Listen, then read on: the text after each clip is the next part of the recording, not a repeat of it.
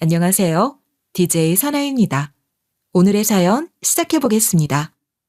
사람들은 너무 당연한 듯 가족이라는 울타리는 언제나 든든하고 따뜻할 거라 믿고는 하죠. 하지만 때로는 가장 가까운 사람에게서 받는 상처가 세상 그 어떤 아픔보다 깊기도 합니다.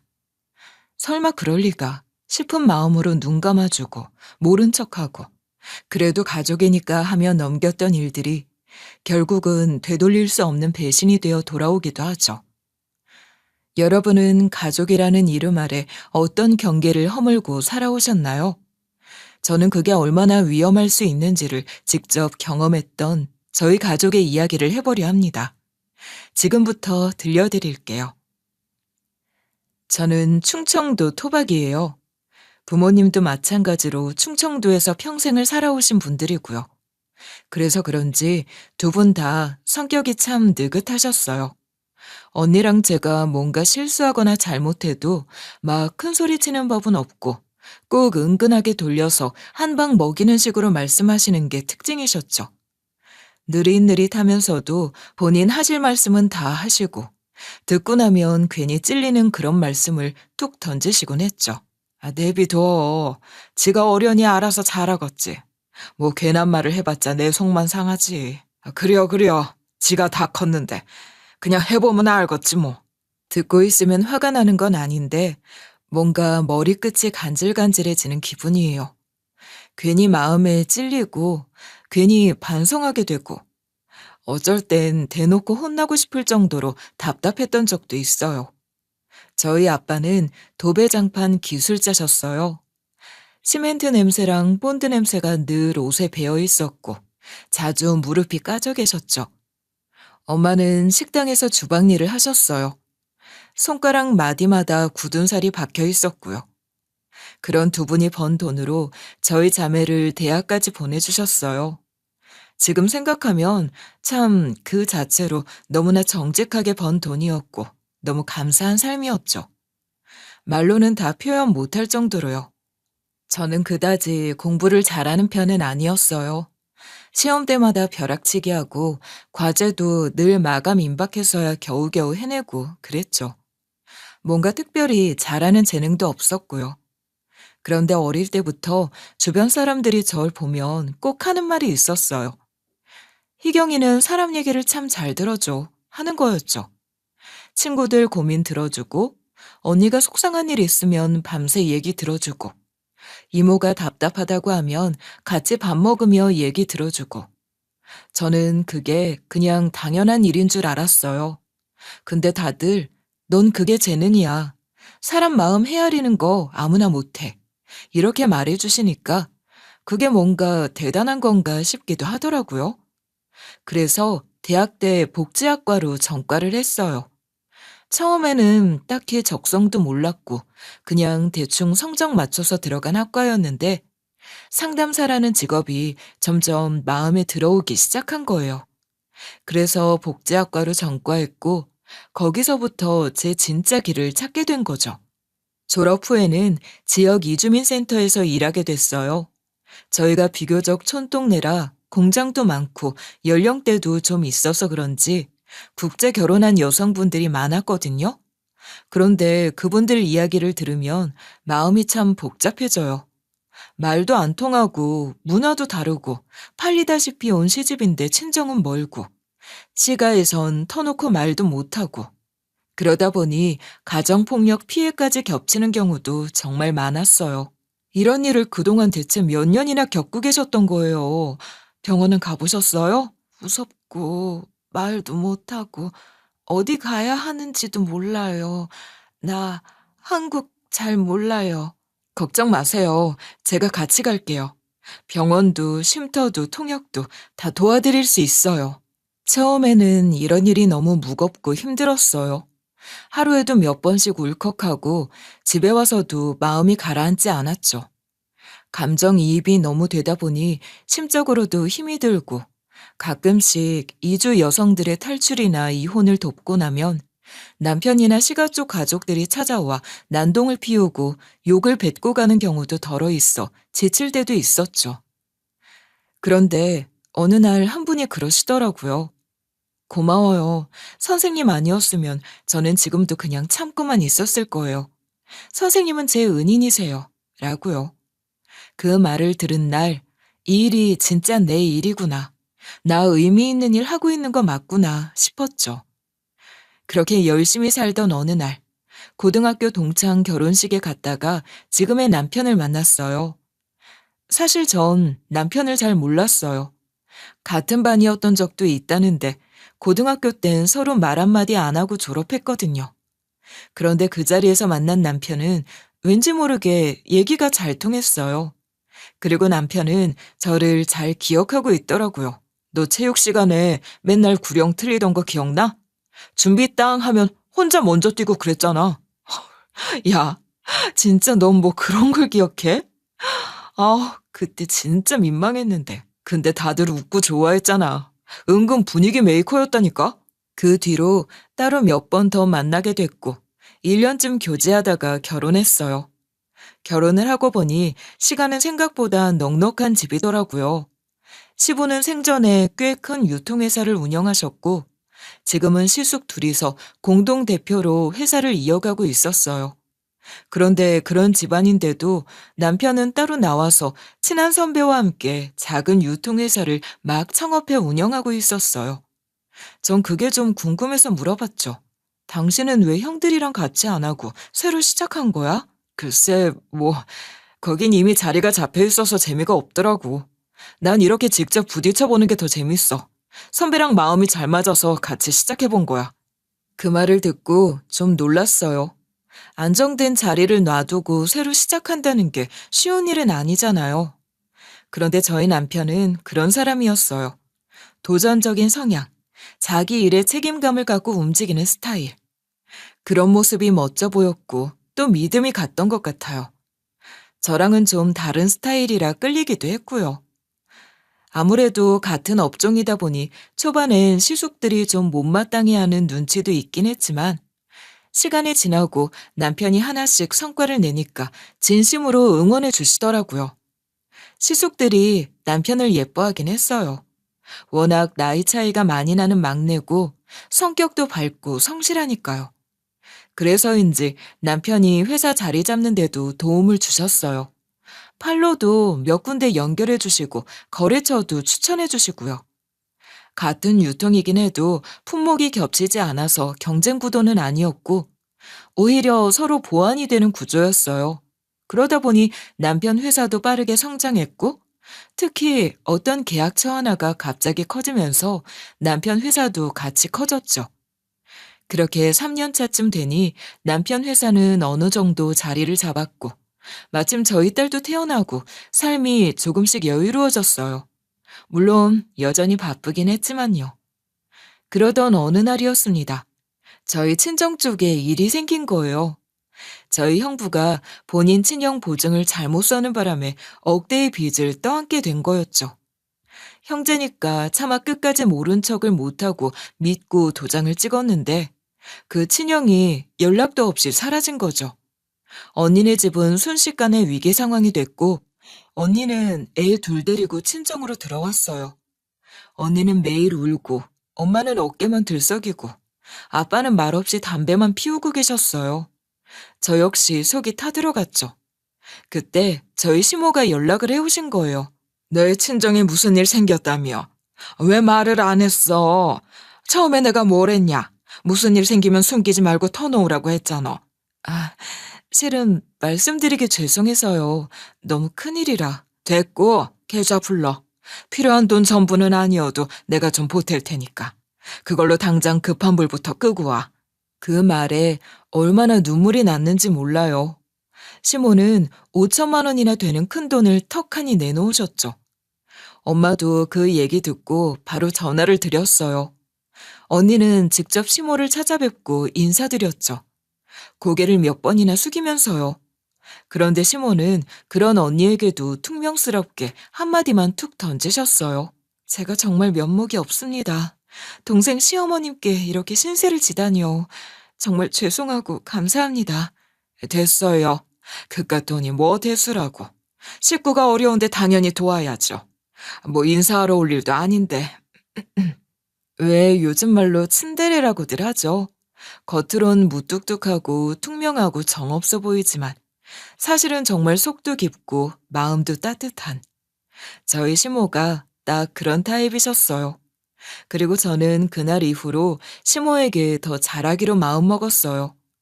말은 퉁명해도 마음은 따뜻한 분이라는 걸 정말 온몸으로 느꼈거든요. 그게 그냥 보여주기식이 아니라 정말 속으로 우릴 걱정해주고 있다는 게 느껴졌어요. 그런데 사실 저희 시가 쪽엔 당뇨 가족력이 있어요. 시모도 오래전부터 당뇨를 앓고 계셨고, 큰 시숙도 몇 해 전부터 당뇨 진단을 받아 혈당 관리에 예민하게 살고 있었죠. 그래서 남편도 늘 조심하고 있었죠. 군것질도 딱 정해진 시간에 정해진 것으로만 먹고, 과일 한 조각도 GI 수치 보면서 먹을 정도로요. 처음엔 좀 과하다고 느낄 정도였는데 시모 상태를 곁에서 보다 보니 이제는 왜 그렇게 예민할 수밖에 없는지 알겠더라고요. 시모는 오랫동안 혈당만 조절하면 되는 수준이었는데 어느 순간부터 합병증이 본격적으로 나타나기 시작하셨어요. 처음엔 손발 저림 정도였는데 그게 점점 심해지더니 관절에까지 영향이 갔고 무릎이 굳고 다리가 붓고 통증이 오면서 걷는 것도 힘들어지셨어요.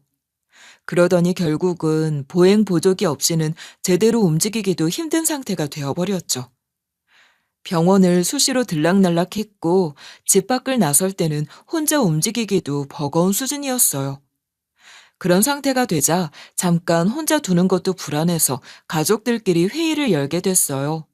간병인을 모셔야 하는 거 아니냐는 얘기가 처음 나왔던 게 그때였죠. 24시간 간병인을 붙이면 좋기야 하겠지. 그걸 누가 모르나? 근데 돈이 너무 부담이야. 금액이 만만치 않잖아. 하루 이틀 아프다 나을 병도 아니고 이게 몇 년이 될지 모른다니까. 그래. 우리가 돈을 모아 쓰긴 해도 매달 그걸 어떻게 감당해? 형수 말처럼 밤 시간만 쓰고 낮에는 교대로 보면 되는 거 아니야? 그 말을 듣고 남편이 헛웃음을 지었어요. 뭐가 그렇게 계산이 빠른지. 자기네 엄마 앞에서 계산기부터 두드리고 앉았으니 말 다 했죠. 교대로 본다는 게 결국 우리 보고 하란 소리 아니야? 형들이나 형수들이나 낮에도 시간 안 되고 밤에도 안 되고 주말도 바쁘다면서. 누가 그렇대? 그래, 그건 차차 좀 조율을 해보자고. 감정 상하지 말고. 결국 분위기는 간병인은 부분적으로 고용하고 나머지는 우리가 돌보자 하는 게 됐고 결과적으로 대부분을 저희 부부가 도맡게 됐어요. 뭐 그렇게 될 줄 대강 알고는 있었어요. 시숙들도 형님들도 그렇게 자기 몸 고생해가며 모실 사람들이 아니었거든요. 그 이후로 저는 퇴근하고 나면 시가로 바로 향했어요. 시모 식사 준비하고 혈당 체크하고 인슐린 주사 챙기고 약 정리하고 욕창 방지 매트 상태까지 확인해야 했어요. 간병이라는 게 단순히 옆에 앉아 있는다고 되는 게 아니잖아요. 시모 상태를 예민하게 살펴야 하고 조금이라도 혈당 수치가 흔들리면 바로 병원에 연락도 해야 했어요. 남편은 저보다 더 정성이었어요. 주말 이틀을 통으로 비웠어요. 토요일, 일요일엔 아이의 시가에서 상주하다시피 했죠. 병원 진료도 우리가 직접 모시고 다녔고 병원비 정산도 늘 저희 몫이었어요. 형님들은 말로만 정말 고맙다, 너무 애쓴다 하면서도 한번 나서서 병원 같이 가자는 말도 안 하더라고요. 그렇게 몇 년이 흘렀어요. 시모 상태는 나아지진 않았지만 더 심하게 나빠지지도 않았어요. 합병증이 여기저기 퍼지긴 했지만 그래도 최소한의 일상은 유지할 수 있었으니까요. 그래서 저희는 그냥 그 상태라도 오래오래 살아계셨으면 좋겠다고만 생각했어요. 지금은 간병으로 고생이 있긴 해도 상태가 그리 심하진 않으셨으니까요. 그런데 어느 날부터인가 시모가 자꾸 이상하게 뭔가를 깜빡깜빡하기 시작했어요.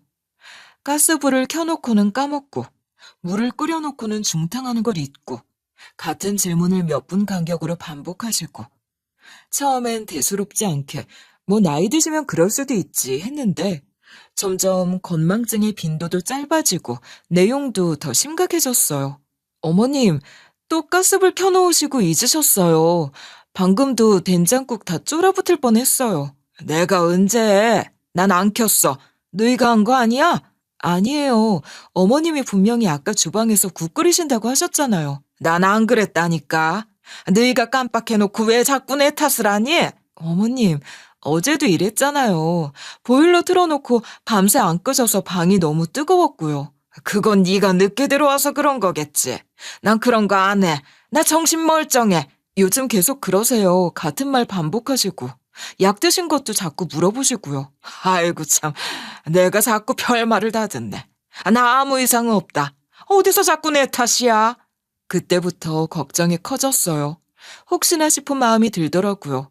남편도 저도 좀 걱정이 되기 시작했죠. 요즘 너무 자주 깜빡하시지 않아? 나 좀 걱정돼. 그러니까. 아깐 갑자기 옛날에 죽은 큰아버지 얘기를 하시더라니까. 아무래도 좀 이상하긴 해. 오늘도 아까 약 드시고 또 찾으셨잖아. 가스불 켜놓은 것도 그렇고. 병원 한번 모시고 가보자. 그냥 간단히 검사만 받아보는 걸로.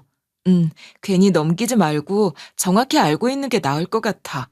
한번 병원에 모시고 가야지 하던 어느 날, 시모가 혼자 병원에 다녀오셨어요. 원래는 항상 저희가 같이 갔었는데, 그날따라 니들은 오늘 푹 쉬어라. 나는 혼자 다녀오련다 하시더니 장애인 콜택시를 부르셔서 나가셨어요. 그런데 저녁 늦게 돌아오신 시모는 말없이 방문을 닫고 들어가 앉으셨고, 한참 동안 가만히 계셨어요. 그 뒷모습을 보는데 뭔가 이상한 예감이 스쳤죠. 그리고 이틀 뒤, 시모는 가족들을 모두 불러 모으셨어요. 시숙들, 형님들, 저희 부부까지 모두 거실에 모였고, 시모는 한숨을 길게 내쉰 뒤 조용히 말씀하셨죠. 상태가 내 스스로도 영 안 좋더라고. 그래서 혹시나 싶어 병원에 가봤다. 검사 결과 나왔다. 치매란다. 초기라더라. 니들한테는 말해두는 게 맞는 것 같아서. 순간 거실이 얼어붙었어요.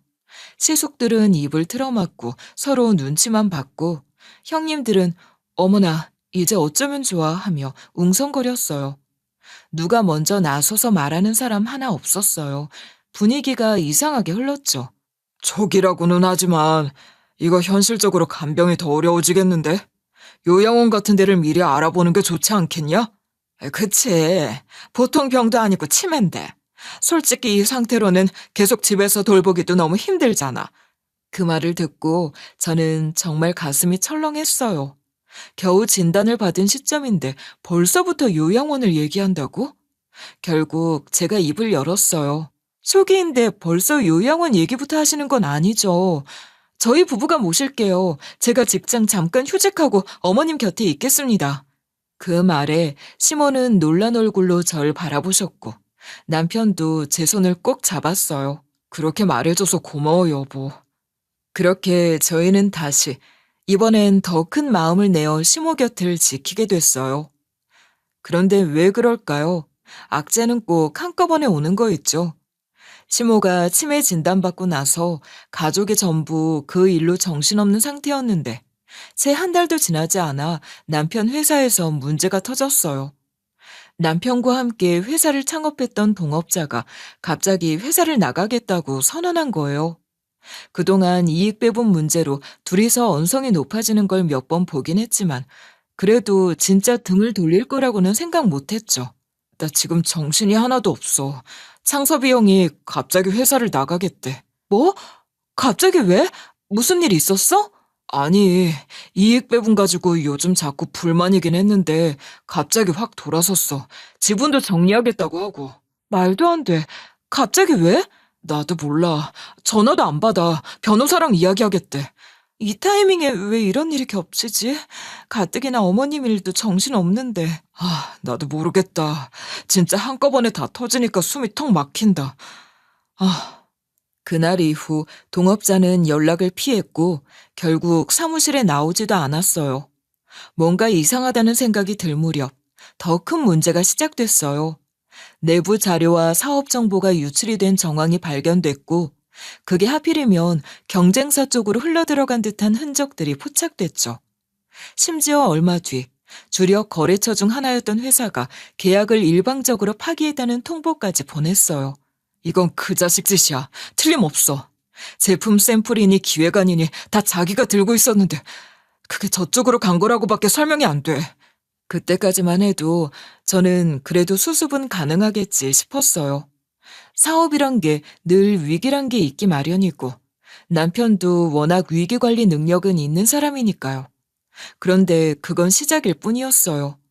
곧이어 다른 곳에서도 문제가 생겼어요. 산하기관 납품 과정에서 일부 서류 누락이 확인됐다는 이유로 조달 등록이 취소됐다는 공문이 날아왔고 그 여파로 예정됐던 물량까지 전부 캔슬됐어요. 설상가상으로 유통마진 이슈로 계속 분쟁 중이던 비쇼핑몰 측에서도 갑자기 입점 해지를 통보해왔고 마침 그 시점에 맞춰 국세청까지 세무조사를 예고하면서 회사는 말 그대로 한순간에 바닥까지 떨어졌어요. 매출 줄고 거래처 끊기고 온라인 판매 막히고 거기다 세무조사까지 겹치니 남편은 그야말로 얼굴이 초췌해져 갔죠. 며칠을 말없이 앉아만 있더라고요. 밥도 제대로 안 먹고 전화 오면 무표정으로 네 확인하겠습니다만 반복했어요. 그런 남편을 보는 게 너무 마음이 아팠어요. 내가 사람을 잘못 봤어. 잘못 믿어서 이 지경이 된 거야. 다 내 책임이야. 여보, 그게 어떻게 당신 잘못이야. 자책 마. 아니야. 내가 너무 바보 같았어. 여보, 당신 혼자 아니잖아. 같이 방법 찾아보자. 길은 있어. 잘 될 거야. 아주버님들께도 한번 도움을 청해보자. 분명 도와주실 거야. 며칠 뒤, 시숙들과 형님들이 연락을 해왔어요. 회사 얘기를 듣고 나서 도울 수 있는 건 도와주겠다고 먼저 연락을 준 거예요. 조달 등록건은 내가 아는 분 통해 내부 확인 좀 해볼게. 그리고 법무 쪽은 거래하는 로펌 있으니까 자문 맡겨줄 테니까 기다려봐. 그래, 이럴 땐 형제끼리 서로 도와야지. 솔직히 시모 간병 문제로 시숙들과 형님들에게 많이 서운했던 게 사실이었는데 막상 나서서 이런 식으로 도움을 주니까 저도 마음이 한결 누그러졌고 참 감사하더라고요. 그리고 실제로도 시숙들이 다방면으로 수소문해줘서 조달 등록 취소 건은 무사히 정리됐고 세무조사도 비교적 순조롭게 마무리될 수 있었어요. 어려울 땐 결국 가족밖에 없나 봐. 내가 간병하던 때는 솔직히 형님들한테 엄청 실망했었는데 이번엔 또 고마운 마음이 크네. 그렇게 한 고비는 넘기는 것 같았어요. 그런데 그즈음 시모 상태가 급격하게 안 좋아지기 시작했어요. 치매 증상이야 어느 정도는 익숙해졌다고 생각했는데 몸 상태 자체가 갑자기 확 무너진 거예요. 당뇨 합병증에 관절까지 굳어가던 게 악화되더니 체력이 눈에 띄게 떨어졌고 앉아 계시기도 힘들어 하셨죠. 병원에서는 더는 통원 치료로는 버틸 수 없다며 입원을 권했고 결국 시모는 입원하게 됐어요. 엄마 이러다 큰일 나는 거 아니겠지? 그래도 좀 나아지시겠지. 그동안도 몸 안 좋아지셨다가도 또 기운 회복하시고 그랬잖아. 어쩐지 이번엔 아닌 것 같아. 자꾸 불안해. 이제 진짜 얼마 안 남은 것 같은 그런 느낌이 들어. 불행히도 예감은 들어맞았어요. 시모는 입원한 지 열흘 만에 가족들 곁에서 조용히 눈을 감으셨어요. 마지막 날엔 남편이 손 꼭 잡고 있었고 저는 시모 귀에 대고 조용히 얘기했습니다. 어머님, 그동안 고생 많으셨어요. 저희는 어머님한테 참 많이 배웠어요. 이젠 아프지 말고 편안히 푹 쉬세요. 10년 가까이 병과 싸워오신 삶이었고 시모도 참 고생하셨다 싶더라고요. 흔히들 간병 오래 하면 돌아가시고 나면 후련하다는 얘기를 종종 들었는데 막상 그 순간이 오니까 조금도 후련하지 않았어요. 오히려 자꾸만 시모가 부엌에서 가스불 켜던 모습, TV 보시며 간식을 드시던 모습, 주말마다 저희 딸아이 머리를 쓰다듬던 손길이 하나씩 떠올랐어요. 그 손이 이젠 없다는 사실이 믿기지 않았고 허전함이 너무 컸고 눈물이 나더라고요. 장례식은 조용하고 무겁게 진행됐습니다. 말도 많고 탈도 많았던 시가였지만 그날만큼은 누구 하나 목소리를 높이지 않았고 흐느낌도 조용하게 삼켰죠. 그리고 장례가 끝나고 나서 며칠 뒤였어요. 변호사 한 분이 찾아왔고 시모의 유언장이 있다며 가족 전부가 모인 자리에서 내용을 공개하겠다고 하셨어요.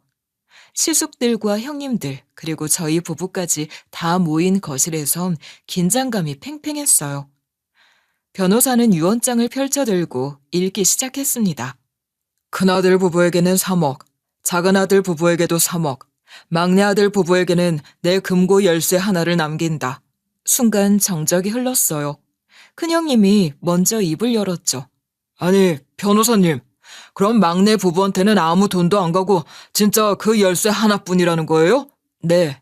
유언장상으로는 금고 열쇠 외에 현금이나 부동산, 유가증권 등은 없습니다. 우리 막내한테 너무하셨네, 엄마가. 이건 좀 너무한 거 아니야? 어머, 그러게 말이야. 동서, 어쩌나? 그렇게 열심히 병간호했는데. 어머님 정말 너무하시네. 시숙들은 헛웃음을 지으며 쓸데없는 농담을 덧붙였어요. 혹시 모르지. 금고 안에 뭐 금덩이라도 남겨주신 걸지도. 그래, 뭐 어마어마한 게 거기 있을지 누가 알아? 에이, 엄마 재산 우리가 뻔히 아는데 무슨 금덩이는 무슨 퍽이나. 남편은 조용히 고개를 숙인 채 아무 말도 하지 않았어요. 그런데 저는 시모가 우리를 그렇게 찬밥 취급했을 거라고는 생각이 되지 않았어요. 뭐가 됐든 그 열쇠 안에 시모의 진심이 담겨 있을 거라 확신했어요. 그럼 금고를 열어봐야겠네요. 다들 궁금해하시는 것 같으니 여기서 바로 열겠습니다. 모두가 보는 앞에서 남편과 저는 열쇠를 조심스럽게 꽂아 돌렸어요. 철컥 소리와 함께 열린 금고 안엔 금덩이 같은 건 당연히 없었고 오래된 녹음기 하나와 봉투 2장이 나란히 놓여 있었어요. 남편은 녹음기를 들어 확인했고 저는 봉투 하나를 먼저 열었어요.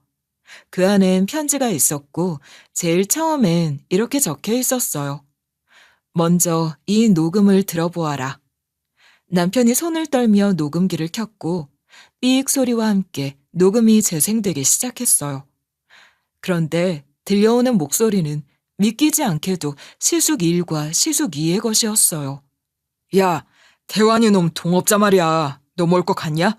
작업 잘하고 있는 거 맞지? 그렇대도 슬슬 다 작업했어. 창섭이 그놈만 우리 쪽으로 넘어와서 자료 싹 넘겨주면 태환이 저건 그냥 껍데기야. 그래, 어차피 나머지는 우리가 손 좀 보면 되고. 하여간 너는 그 동업자 놈만 제대로 맡으라고. 나머진 내가 알아서 할 테니까. 녹음이 끝날 때까지 아무도 숨을 쉬지 않았어요. 얼굴이 하얗게 질린 시숙들이 서로 눈치를 보기 시작했고 형님들도 말을 잃은 듯 서로를 바라보기만 했어요. 남편은 소리도 내지 않고 손으로 입을 막은 채 눈을 감았고 저는 2번째 봉투 안의 편지를 조용히 꺼내 읽기 시작했어요. 내가 잠든 줄 알고 2 아들놈들이 이런 이야기를 나누던 걸 내가 우연히 듣게 되었단다. 순간 믿기지 않아 가슴이 철렁 내려앉았지. 너를 무너뜨릴 작정으로 네 동업자를 조종한다는 얘기를 듣고 이 애미는 뭔가를 해야겠다고 생각했다. 방 안의 공기는 무겁게 가라앉았고 저는 손에 힘을 주며 계속 읽어나갔어요. 네 아버지 돌아가시고 큰형에게 회사를 넘겨주고 난 후 2 놈들이 작당하고 너한텐 지분 한 장 안 준 거. 그때 내가 더 강하게 말리지 못해 지금도 마음이 아프다. 너는 아무 말 없이 나갔지만 애미는 알고 있었다. 우리 고운 막내 마음이 얼마나 다쳤을지. 지금이라도 2 놈에게 네가 당하지 않도록 뭔가라도 하고 싶어 이렇게 남긴다. 남편은 그제야 참았던 울음을 터뜨렸어요. 어깨를 들썩이며 눈물을 훔쳤고 저는 손을 내밀어 그 손을 꼭 잡아주었어요. 저는 그제야 남편이 왜 시부가 물려주신 회사를 나왔는지 모든 이유를 알게 됐어요. 남편은 그동안 저한테 단 한 번도 속내를 드러낸 적 없었거든요. 그냥 원래부터 독립해서 자기 길을 가고 싶었다. 좀 더 자유롭게 일하고 싶었다. 그렇게만 말했었는데 알고 보니 그게 아니었어요. 시부 장례 후 회사 경영권을 정리하는 과정에서 시숙들이 남편을 철저히 배제했고 본인들끼리 따로 움직이기 시작했더라고요. 남편은 모든 걸 뒤늦게 알게 됐고 형제들한테서 받았던 배신감이 너무 커서 더 이상 그 안에 머물 수 없었다고 했던 거예요. 가족이라는 이유로 그저 참고 또 참았는데 결국엔 본인을 무시하고 찬밥 취급까지 했다는 걸 견디지 못했던 거죠. 그 말을 듣는 순간 저는 멍해졌어요. 그동안 저는 그냥 남편이 성격상 혼자서 뭔가 도전하고 싶은 줄만 알았거든요. 그런데 그게 아니었어요. 또 한 번 형제들이 뒤통수를 친 거였어요. 남편은 저한테 괜한 걱정 안 시키려고 그냥 묵묵히 혼자서 감당했던 거예요. 시숙들은 아무 말 없이 눈치만 보다 입을 떼더군요. 엄마가 그렇게까지 했을 줄은. 아니, 이거 이렇게 녹음하는 건 너무한 거 아니야? 치매 연기까지 하는 것도 너무하네 정말. 그러니까요 형님. 어머님 정말 은큼한 사람이네. 어떻게 그런 거짓말을. 정말이지 기가 막히더군요. 은큼? 은큼이요? 어머님이 치매라는 연기까지 하실 수밖에 없었던 이유가 뭔데요? 당신들 부끄럽지도 않아요? 이제 됐어. 더 말하지 마. 더 말할 가치도 없어. 똑똑히 들어. 이제 난 옛날 그 20간 넘긴 바보가 아니야. 두고 봐. 내가 다 밝혀낼 테니까. 저희 손에 쥐어진 건 단순한 녹음기와 편지가 아니었고 이렇게 치매 연기까지 하며 증거를 남겨주신 시모의 마음이 느껴졌어요. 그리고 이제는 우리가 움직일 차례였죠. 가족이란 이름으로 쌓아온 기만과 조작. 그걸 이제 바로잡을 시간이 온 거였습니다. 우리가 뭔가 심상치 않다는 걸 눈치챘는지 시숙들의 표정이 확 달라졌어요. 잠시 얼어붙은 듯한 침묵 후 큰형님이 벌떡 일어나더니 탁자 위 녹음기를 향해 손을 뻗었어요. 그거 잠깐만. 이게 뭔지 우리가 직접 확인 좀 해보자. 침착한 척했지만 조급함이 고스란히 드러났어요. 그 순간 큰형님도 자리에서 벌떡 일어나더니 녹음기를 향해 빠르게 다가왔어요. 그거 이리 줘. 뭔 헛소리를 녹음해놨는지부터 확인해야지. 그래, 일단 줘봐. 이리 달라니까. 이거 왜 이래요. 이거 놓으라고. 남편은 반사적으로 몸을 앞으로 숙이며 녹음기를 손으로 감쌌어요. 분위기는 일순간에 험악해졌고 저는 남편 손에 쥐어진 녹음기를 재빨리 낚아채듯 가방 안으로 밀어넣었어요. 함께 준비한 봉투들과 서류들도 한 번에 쓸어 넣으며 바로 일어섰죠. 그 자리에 더 머물 수는 없었습니다. 자칫 증거를 모두 빼앗길 판이었고 저희는 바쁘게 현관문을 박차고 뛰쳐나왔어요. 계단을 내려가며 남편이 숨을 몰아쉬었고 급히 차에 올라탔습니다. 그거 뺏겼으면 끝장이었어. 진짜 다 뺏기고 당할 뻔했잖아. 당신 형들이 이렇게까지 할 줄은 몰랐다 정말. 어머님이 왜 그걸 남기셨는지 이제야 알겠네. 안 되겠다. 곧바로 변호사한테 가야겠어. 유언장 맡았던 그 변호사분한테 가자. 그렇게 도착한 곳은 시모의 유언장을 맡았던 법률사무소였어요.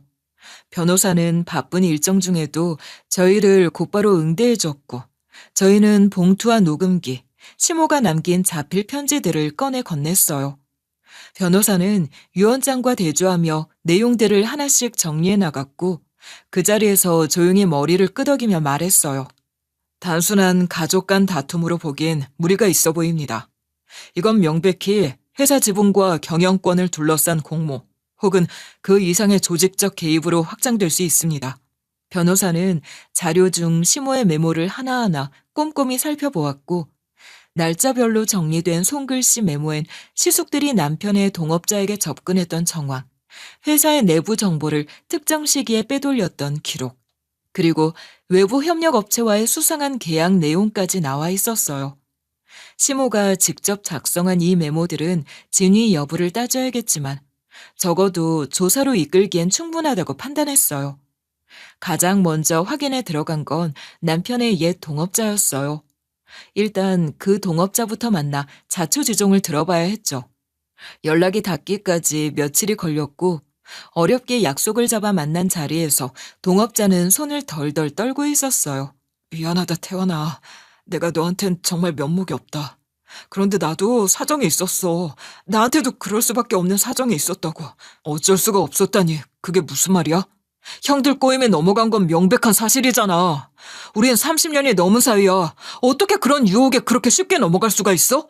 너희 형들이 여러 번 찾아왔어. 처음엔 스카웃처럼 접근했고 그때 나도 당연히 거절했다. 그런데 점점 협박과 압박에 가까운 말들이 이어졌어. 진짜야. 처음엔 나도 거절했어. 근데 예전에 지인 명의로 투자 돌렸던 거 있잖아. 그걸 들고 나오더라고. 세무조사까지 언급했던 거지? 그래. 그거 걸리면 세금 포탈에 위장 거래에 다 걸린다고. 너도 알다시피 우리 애들 유학 보내고 있잖냐. 우리 애들한테도 문제가 생길 거고 모든 게 다 무너질까 봐 무서웠어. 결국 자료를 넘겨줄 수밖에 없었다. 너한텐 정말 미안하지만 어쩔 수 없었어. 동업자는 고개를 들지 못했고 자리에서 무릎을 꿇은 채 고개를 조아리며 눈물을 흘렸어요. 남편은 한참을 말이 없었고 저는 남편의 손을 살짝 잡아줬어요. 그 손이 너무 차가워서 저도 모르게 힘을 꽉 주게 되더군요. 그날 이후 변호사와 함께 본격적인 자료 정리에 들어갔고 시모가 메모에 남긴 힌트를 따라 몇몇 계약서를 다시 확인해 본 결과 이중계약의 흔적이 드러나기 시작했어요. 남편 명의로 되어 있던 거래처와 시숙이 실질적으로 운영하는 외부 하청업체 간의 연결고리도 확인했고 심지어 협력업체 중 하나로 일정 비율의 리베이트가 흘러간 정황까지 드러났어요. 이 모든 것들이 합쳐져 남편 회사를 고의로 무너뜨리고 시숙들 쪽으로 이익을 돌린 배임 정황까지 분명해졌어요. 형이란 놈들이 어떻게 이런 짓을 하냐고요. 이건 명백한 경제범죄예요. 그렇죠, 변호사님? 맞습니다. 단순히 증오로 일을 꾸민 정도의 수준 이상이에요. 본인들에게 이익을 몰아주는 구조를 고의적으로 만든 겁니다. 형사고발로 충분히 이어질 수 있습니다. 변호사의 판단 아래에 고발장을 접수했고 수사가 시작됐어요. 검찰은 곧바로 관련 자료들을 확보하고 시숙들 소환 조사를 진행했어요. 시숙 둘은 각자 책임을 떠넘기느라 진술이 엇갈렸고 결정적으로 동업자의 자백과 시숙의 메모 그리고 날짜가 맞는 계약서 복사본들이 증거로 작용했어요. 기소가 이루어졌고 혐의는 단순 명예훼손이나 업무 방해가 아닌 경영권 탈취를 위한 배임 교사와 업무상 배임 혐의가 중심이었습니다. 문제가 터지자 집안 분위기는 폭풍처럼 뒤집혔고 며칠 뒤 형님들이 저희 집 앞에 찾아왔더라고요. 문 앞에서 고개를 숙이고 눈물까지 흘리며 용서를 구했지만 남편의 눈빛은 단호했어요. 서방님이 서운하신 건 이해하지만 그래도 어떻게 한 번만 선처해 주세요. 이렇게 부탁드립니다. 예, 부탁드려요, 서방님. 그리고 안 믿기시겠지만 전 정말 몰랐어요. 진짜예요. 설마 형수님들이 모르셨겠어요? 옆에서 다 들었고 다 아셨잖아요. 사람을 어디까지 바보로 보십니까? 제가 말을 안 하니 모른다 생각하신 모양인데 그 옛날 불합리한 일 당할 때도 형수님들 역할도 있었던 거 저 다 압니다. 그땐 제가 어려서 다 참았죠. 근데 이젠 아니에요. 그래도 미호나 고우나 가족이잖아요. 설마 형들을 빵에 보낼 생각인 건 아니시죠? 그쵸, 서방님? 그딴 게 가족이면 전 가족 필요 없어요. 저한테 두 번째 기회는 없습니다. 돌아가세요. 빵에 갈 일이면 빵에 가야죠. 법이 판단할 일입니다. 형님들은 할 말을 잃은 채 한참을 서 있다 돌아섰고 저는 현관문을 닫으며 남편의 어깨를 토닥였어요. 잘했어. 잘한 거야. 마음 약해지지 마. 그 사람들 절대 선처해주면 안 돼. 두 번 다시는 당하는 일 없을 거야. 끝까지 가보자고 어디. 참, 그리고 저희가 금고를 열었을 때 안에는 녹음기 외에도 봉투가 2개 들어있었잖아요. 하나는 손때 묻은 편지였고 나머지 하나는 두툼한 서류 뭉치가 들어있었어요. 처음엔 그저 평범한 서류겠거니 했지만 봉투를 열어본 순간 저도 남편도 말문이 막혔어요. 그 안에는 시모 명의로 된 부동산 등기 서류와 명의 이전 관련 위임장이 들어있었던 거예요. 더 놀라운 건 그 위임장의 수임인이 다름 아닌 저희 부부였고 등기부 등본을 떼어보니 시모가 돌아가시기 몇 달 전에 이미 명의를 우리 이름으로 바꿔둔 상태였다는 사실이었어요. 이거 진짜야? 우리 이름으로 명의가 바뀌어 있다고? 말도 안 돼. 난 이 건물 있는 줄도 몰랐어. 엄마가 이런 걸 우리한테 남기셨다고? 형들한텐 말도 안 하고 혼자 등기해 두셨던 거야. 몰래 조용히 사두신 거고, 심지어 아무도 모르게 우리 명의로 넘기신 건가 봐. 남편의 손에 들고 있던 서류를 몇 번이나 다시 뒤적이며 눈을 비볐어요. 분명히 시몬은 그 건물에 대해 아무에게도 말한 적 없었고, 그 조용한 건물 하나가 이 모든 싸움의 방점이 될 줄은 그때까지도 몰랐어요. 서류를 다시 꼼꼼히 살펴보니 매입 시점과 명의 이전 시점, 그리고 위임장의 작성 날짜까지 완벽하게 정리되어 있었고, 그 내용은 더할 나위 없이 명확했어요. 시몬은 그 건물을 누구에게도 알리지 않고 조용히 지켜오셨고, 세상을 떠나기 전에 오직 저희 부부에게만 넘겨주신 거였어요. 법적으로도 하자가 없었고, 등기부의 명의 이전이 이미 완료돼 있는 상태였기 때문에 실질적인 소유권도 분명히 저희에게 있었어요. 그렇게 저희는 생각지도 못했던 상속을 받은 셈이었고, 결과적으로 시숙들보다 훨씬 더 큰 유산을 물려받게 된 거였어요. 시모가 생전에 남겨주신 뜻이 얼마나 단단했는지 실감했어요. 하지만 그 사실이 알려진 지 얼마 지나지 않아 시숙들과 형님들 쪽에서 또 한 번 뒤통수를 쳤어요. 자기들도 권한이 있다고 주장하며 민사소송을 걸어온 거예요. 명의가 우리 이름으로 돼 있었고, 유언장이나 녹음 등 모든 증거가 분명한데도 황당하게 짝이 없는 논리를 내세우며 건물 권리를 놓고 다툼을 벌인 거예요. 엄마가 남긴 유산은 금고 열쇠 하나였지 그 안에 들어있는 것까지 주겠다고 한 건 아니다. 그래, 분명히 유언장에는 열쇠를 남긴다고 했지 금고 안에 내용물을 특정해 말한 건 아니잖아. 그건 우리랑 나눠야 하는 거 아니야? 니들 몫은 열쇠 하나지. 정말 말도 안 되는 주장을 정색하고 하면서 법원에 고소장을 제출했어요.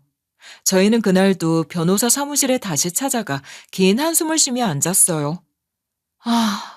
도대체 끝이 어딘가 싶어요.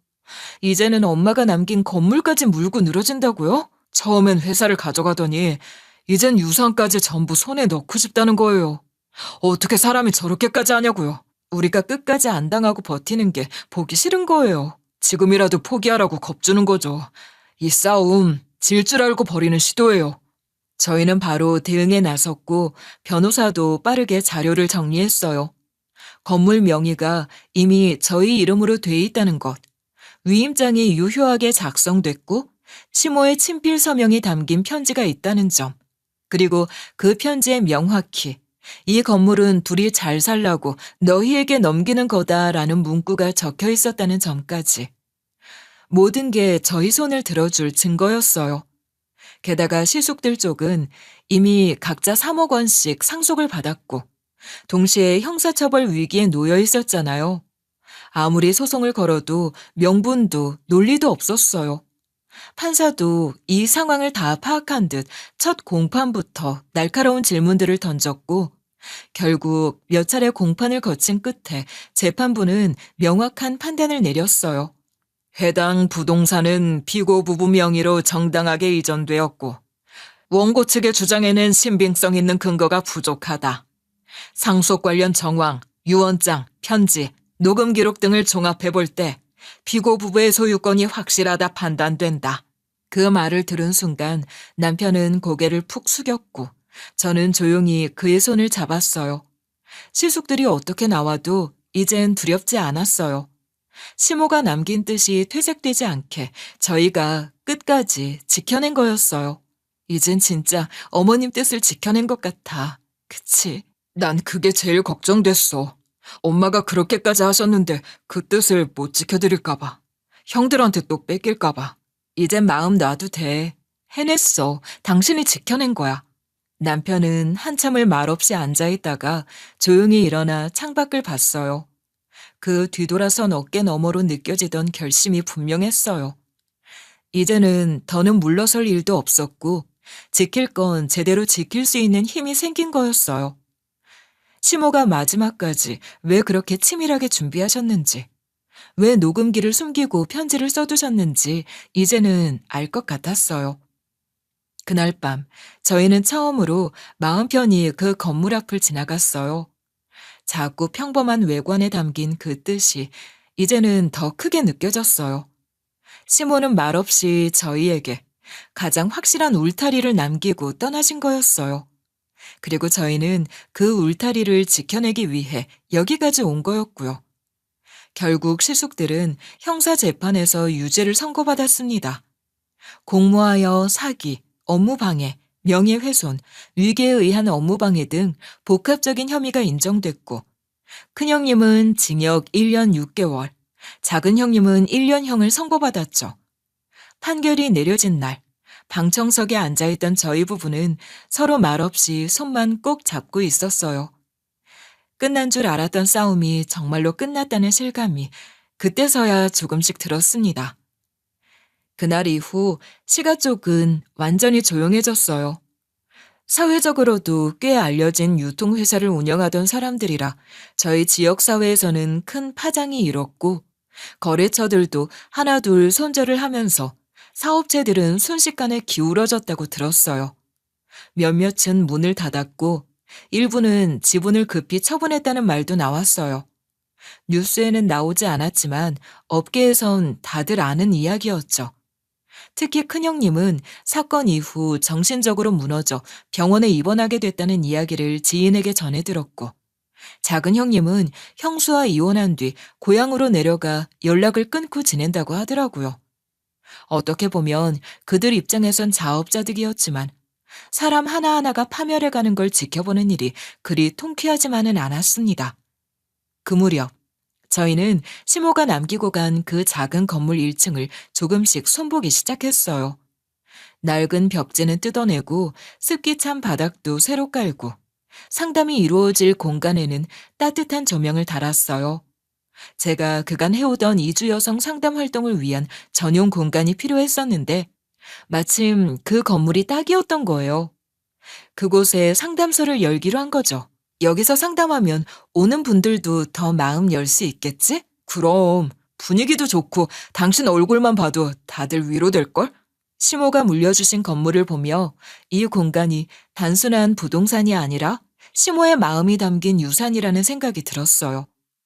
매일 출근길마다 현관문을 열면서 어머니 감사합니다 라고 속으로 인사드리는 것도 습관이 됐어요. 그리고 남편도 본인의 회사를 완전히 새롭게 정비하기 시작했습니다. 예전엔 동업자에게 의존하거나 형들 눈치 보며 움직이는 게 많았지만 이번엔 처음부터 끝까지 혼자 힘으로 정비했어요. 신규 거래처를 하나하나 발로 뛰며 유치하고 회계 투명성을 확보하면서 점점 회사를 탄탄하게 일으켜 세우기 시작했죠. 요즘 회의 안 힘들어?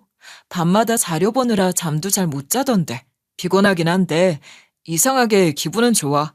뭔가 다시 세우는 느낌이 들어서. 당신은 어때? 당신도 일 많잖아. 나도 그래. 피곤하고 일도 많지만 오히려 마음은 가볍고 좋아. 우리 여기까지 온 거 보면 이제 진짜 뭐든 할 수 있을 것 같아. 그렇지? 그 사이에도 간간히 시가 쪽 친척들이 조심스럽게 연락을 해오긴 했습니다. 명절쯤 되면 갑자기 톡이 와서는 이제 좀 화해할 때도 되지 않았냐. 너희 형들도 많이 힘들어하더라. 라는 식의 말들이었죠. 남편은 그럴 때마다 웃으며 통화를 끊었습니다. 그 사람들 또 뭐래? 용서 어쩌고? 똑같지 뭐. 이제 그만하자. 가족끼리 이러지 말자. 참나. 진짜 너무들 한다. 가족끼리 그런 짓 한 건 괜찮다 이거야? 어이가 없네 정말. 뭐 한 푼이라도 얻으려고 눈독 들이는 모양이지. 그래서 분명히 못 박았어. 나한테 가족은 이제 당신이랑 우리 애 하나뿐이라고. 그 대답을 듣고 저는 마음 깊이 안심했어요. 저희 부부는 더 이상 흔들리지 않았습니다. 아무리 가까운 가족이라 해도 그걸 핑계로 다시 손 내밀 사람들과는 완전히 선을 그었습니다. 시모는 모든 걸 계산하고 준비하셨던 것 같아요. 돌아가시기 전 정말 마지막 순간까지도 한치의 오차 없이 계획하셨다는 걸 시간이 지나며 실감하게 됐어요. 치매 연기도, 금고에 남긴 증거들도, 몰래 사두신 건물까지. 그분의 모든 선택이 결국 우리 가족을 지켜내는 방패가 되었던 거죠. 지금 저희는 그분의 뜻을 품고 살아가고 있습니다. 흔들릴 때마다 금고 안에서 처음 꺼냈던 그 편지를 다시 꺼내 읽곤 합니다. 거기엔 이렇게 적혀 있었죠. 정의는 멀어 보일 때가 많다. 아무리 애써도 닿지 않을 것 같고 괜히 혼자만 고생하는 것처럼 느껴지기도 한다. 그래도 나는 믿는다. 정의도 진실도 결국 그 자리에 닿는다고. 느리더라도 돌아가더라도 끝내 거기 닿는다고 말이다. 이젠 그 말이 저의 삶의 좌표가 됐습니다. 이 이야기를 통해 그래도 가족이잖아 라는 말이 얼마나 무책임하고 때로는 얼마나 폭력적일 수 있는지 다시 한번 생각해보는 계기가 되셨으면 합니다. 저 역시 예전엔 쉽게 그렇게 말했어요. 그래도 가족인데 이해해야지.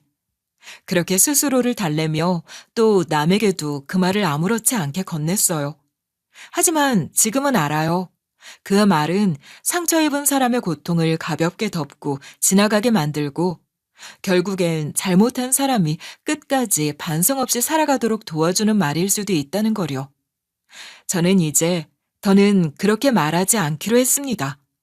가족이라는 이름 아래 서로를 짓누르고 참게 만들고 침묵하게 하는 일들이 반복되지 않았으면 합니다. 진짜 가족이라면 그 이름에 걸맞게 책임있게 행동해야 하고 잘못했다면 사과하고 고쳐야 하죠. 용서는 강요할 수 있는 게 아니고 사랑은 의무가 아닙니다. 이 이야기를 통해 여러분도 누군가의 상처에 대해 쉽게 그래도 가족이니까 라는 말로 덮지 않게 되시기를, 그 말이 얼마나 큰 부담이 될 수 있는지를 함께 생각해 주셨으면 합니다. 그럼 긴 이야기 함께 들어주셔서 진심으로 감사드리고요. 여기서 끝마치겠습니다.